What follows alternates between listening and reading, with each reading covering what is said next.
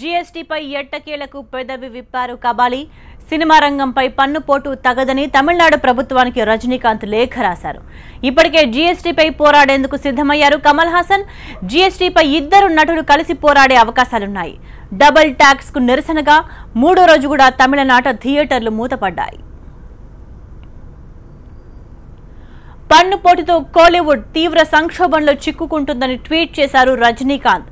లక్షలాది మంది ఉపాధి కోల్పోయే ప్రమాదం ఉందని, ట్యాక్స్ ను తొలగించాలని కోరారు.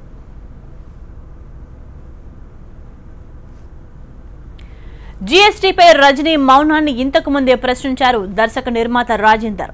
రాజకీయాల్లోకి రావాలని చూస్తున్న రజనీ ముందు జీఎస్టీపై మోదీ సర్కార్ను నిలదీయాలన్నారు. దీంతో కబాలి స్పందించారు. తాను కూడా ఫిలిం ఇండస్ట్రీపై అధిక పన్నుపోటును వ్యతిరేకిస్తున్నట్టు వివరణ ఇచ్చారు.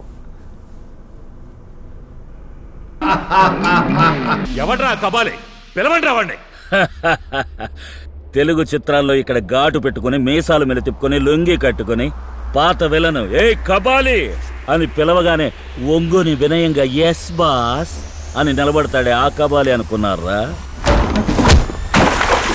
కబాలి నేనెవరి దారికి అడ్డురాను. నా దారికి ఎవరన్నా అడ్డొచ్చారు, నా దారి రహదారి, అడ్డు రాకండి. కాలా షూటింగ్ లో ఉన్న రజనీ అకస్మాత్తుగా అమెరికా పయనమయ్యారు. వైద్య పరీక్షల కోసం ఆయన అమెరికా వెళ్లారు. అక్కడి నుంచి సినిమా ఇండస్ట్రీ బంద్ పై స్పందించారు రజనీకాంత్. కమల్ హాసన్ కూడా డబుల్ ట్యాక్స్ పై అందరూ కలిసి ఐక్యంగా పోరాడాల్సిన అవసరం ఉందన్నారు. జీఎస్టీ నుంచి మినహాయింపు ఇవ్వాలని తమిళనాట థియేటర్ల బంద్ మూడో రోజు కొనసాగుతోంది. నిన్న సీఎం పళనిస్వామితో భేటీ కావాలనుకున్న థియేటర్ యాజమాన్యాలకు అపాయింట్మెంట్ దొరకలేదు. దీంతో థియేటర్ల బంద్ను కొనసాగించాలని నిర్ణయించారు. సమస్య పరిష్కారమయ్యే వరకు ఆందోళనలు విరమించేది లేదని తేల్చి చెప్పారు. వారికి సినీ హీరోలు, డైరెక్టర్లు, ప్రొడ్యూసర్లు మద్దతు పలుకుతున్నారు. ఎట్టి పరిస్థితుల్లో కూడా డబుల్ ట్యాక్స్ ను తొలగించాలని వాళ్లు డిమాండ్ చేస్తున్నారు. ఇతర రాష్ట్రాల్లో లాగా రాయితీలు ఇవ్వాలని విజ్ఞప్తి చేస్తున్నారు. సినిమాలపై జీఎస్టీ 28% ఉంటే తమిళనాడు ప్రభుత్వం వినోదపు పన్ను పేరుతో 30% పన్నులను విధిస్తోంది. వచ్చే 100 రూపాయల్లో 58% పన్నులకే పోతే మిగిలిన 42% అటు థియేటర్లు, ఇటు డిస్ట్రిబ్యూటర్లు, నిర్మాతలు పంచుకునే పరిస్థితి ఏర్పడింది. దీంతో గతంలో 83 ఉన్న సినిమా టికెట్ ధర ఏకంగా 120కి పెరిగింది. ఇంకా పెంచాల్సి ఉంటుందని సినిమా నిర్మాతలు చెబుతున్నారు. సినిమా పరిశ్రమపై ఆధారపడే ప్రతి ఒక్కరూ జీఎస్టీపై ప్రభుత్వాన్ని ప్రశ్నించాలని దర్శక నిర్మాతలు కోరుతున్నారు. ఈ సమస్య పరిష్కారానికి సినీ పరిశ్రమ అంతా ముక్తఖండంతో స్పందించాలని, ఒకే వాదన వినిపించాలని హీరో కమల్ హాసన్ కోరారు. జీఎస్టీకి నిరసనగా తమిళనాట సినిమా థియేటర్ల యాజమాన్యాలు నిరవధిక బంద్ పాటిస్తున్నాయి. చెన్నైతో సహా ప్రధాన నగరాల్లో సినిమా హాళ్లు మూతపడ్డాయి. చెన్నైలో సినిమా థియేటర్లు బోసిపోయి కనిపిస్తున్నాయి. తమిళనాడులో మొత్తం 1700 థియేటర్లు మూతపడ్డాయి. జీఎస్టీ స్లాబ్ తగ్గించే వరకు ఉద్యమం కొనసాగుతోందని థియేటర్ యజమానులు చెబుతున్నారు. పన్ను భారాన్ని తాము భరించలేమని అంటున్నారు థియేటర్ ఓనర్స్. ప్రాంతీయ చిత్రాలకు జీఎస్టీ నుంచి మినహాయింపు ఇవ్వాలని theatre owners and distributors association demand చేస్తోంది. తమిళనాడుతో పాటు పాండిచ్చేరిలో కూడా సినిమా హాలు మూతపడ్డాయి. 28% స్లాబ్ను తట్టుకోలేకపోతున్నట్టు ఆందోళనలు జరుగుతున్నాయి. మరింత సమాచారాన్ని మా ప్రతినిధి మురళి అందిస్తారు. మురళి,